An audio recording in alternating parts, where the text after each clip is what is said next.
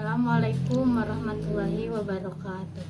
Perkenalkan, nama saya Sipa Aulia Rahma dengan NPM 2020860028. Saya mahasiswa program studi PGSD STKIP Kusumanegara kelas 3 SDAR.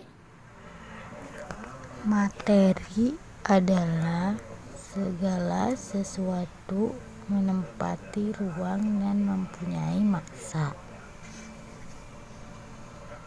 Banyak contohnya yaitu seperti air, batu, tanah, kayu, besi, emas, dan udara. Materi tersebut dikelompokkan menjadi 3: benda padat, benda cair, dan gas.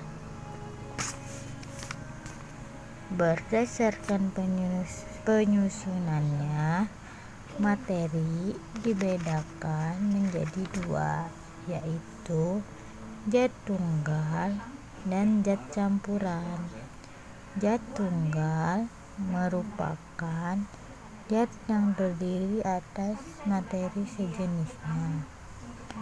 Contoh dari zat tunggal adalah air, gula, garam, dan emas. Gas tunggal ini merupakan unsur senyawa. Yang pertama, zat tunggal sebagai unsur-unsur adalah zat yang tak dapat dibagi lagi menjadi gas yang sederhana. Contohnya adalah besi, emas, karbon, dan oksigen. Selanjutnya, zat tunggal dan senyawa. Senyawa adalah zat yang terbentuk dalam beberapa waktu. Contoh dari senyawa adalah air, terbentuk dari oksigen dan hidrogen. Contoh yang kita temui adalah garam dapur dan gula. Zat campuran adalah komponen yang mempunyai dari atas 2 dan atas tunggal. Zat campuran dapat dibedakan menjadi 2, yaitu campuran homogen dan heterogen. Zat homogen adalah campuran terdiri atas 2 materi atau zat yang tidak dapat menyatu secara merata. Pada zat campuran homogen ini tidak dapat dibedakan. Contohnya air putih, sirup, dan udara. Yang kedua, zat campuran. Campuran heterogen adalah campuran yang terdiri dari 2 zat atau materi yang berbeda yang tidak dapat menyatu secara sempurna. Pada zat campuran heterogen, zat penyusunnya masih dapat dibedakan. Contohnya ada air dengan kopi, air dan tepung, air dan air. Kenapa sirup bisa masuk ke dalam campuran homogen? Perhatikan ilustrasi berikut ini. Jika kita membuat sirup, kita membutuhkan air dengan sirup. Mari kita amati perpaduan air dan sirup tanpa campuran dan merata. Materi air dengan sirup tidak memisah bisa kita pahami bahwa campuran dan air termasuk ke dalam campuran homogen. Kenapa kopi termasuk ke dalam campuran heterogen? Ketika membuat kopi, kita membutuhkan air, gula, dan bubuk kopi. Pada adonan kopi tersebut terdapat endapan kopi yang tidak dapat tercampur. Hal tersebut dapat kita memahami bahwa adanya kopi tersebut masuk ke dalam campuran heterogen karena materi tidak tercampur atau tidak merata.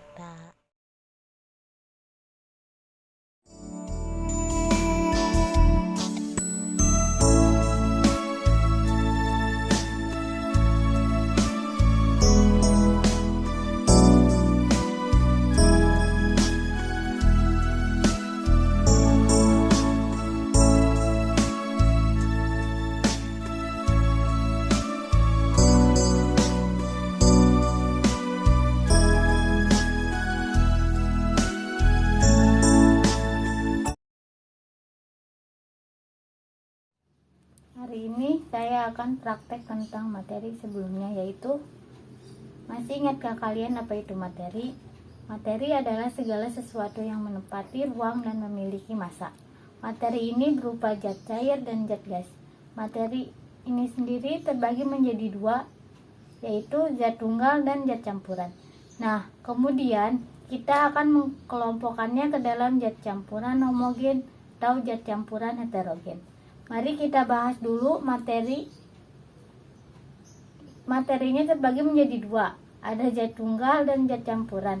Nah, di depan saya ini ada beberapa zat tunggal, misalnya garam, kopi, gula, dan minyak, dan juga termasuk air, termasuk ke dalam zat tunggal. Benda yang saya sebutkan tadi dikatakan zat tunggal karena mereka terdiri dari materi yang sejenisnya. Ya, yang kedua yaitu zat campuran. Nah, nanti kita akan membuat beberapa campuran dari benda-benda yang ada di depan saya. Adapun alat yang harus disiapkan, yang pertama gelas plastik, yang kedua sendok, dan yang ketiga ada air. Adapun bahan-bahan yang harus disiapkan, yang pertama gula pasir, yang kedua kopi, yang ketiga ada garam, dan yang terakhir ada minyak. Dan juga jangan lupa membuat tabel nama agar memudahkan kita dalam mengamati bahan-bahan yang kita uji. Langkah yang pertama, tempelkan nama bahan pada gelas plastik. Nah, selanjutnya, langkah yang kedua, kita tuangkan bahan-bahan ke dalam gelas plastik yang sudah diberi label. Langkah yang ketiga, masukkan air ke dalam gelas yang berisi bahan-bahan yang berbeda. Tuang.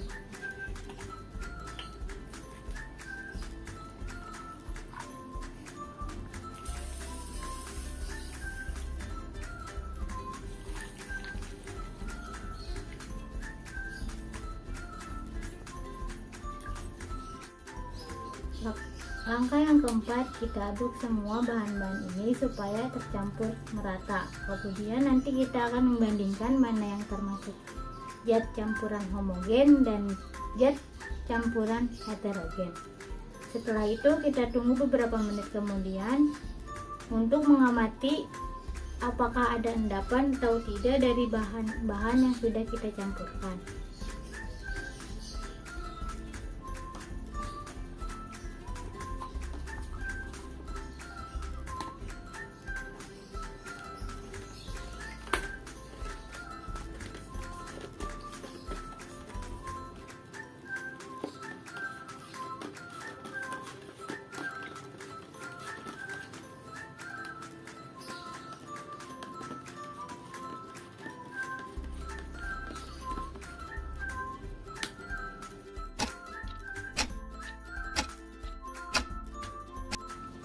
Setelah kita menunggu beberapa menit, saya akan menjelaskan satu persatu bahan-bahan yang ada di depan, yang telah dicampurkan dengan air.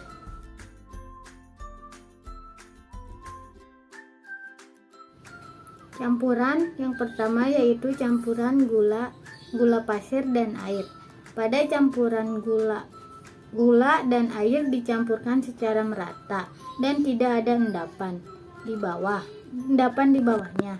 Berarti campuran air dan gula termasuk ke dalam campuran homogen. Yang kedua yaitu campuran garam dan air. Pada campuran garam dan air, ini campurannya tercampur secara merata dan tidak ada endapan di bawahnya. Berarti campuran garam dan air masuk campuran homogen. Yang ketiga, ada campuran minyak dan air. Pada campuran air dan minyak tidak tercampur secara merata. Meskipun tidak ada endapan, hal ini menunjukkan bahwasanya campuran air dan minyak termasuk ke dalam campuran heterogen karena tidak tercampur secara merata. Campuran yang terakhir yaitu campuran kopi dan air. Pada campuran air dan kopi tidak tercampur secara merata. Hal ini dibuktikan dengan adanya endapan di bawahnya. Untuk lebih jelasnya kalian bisa melihat.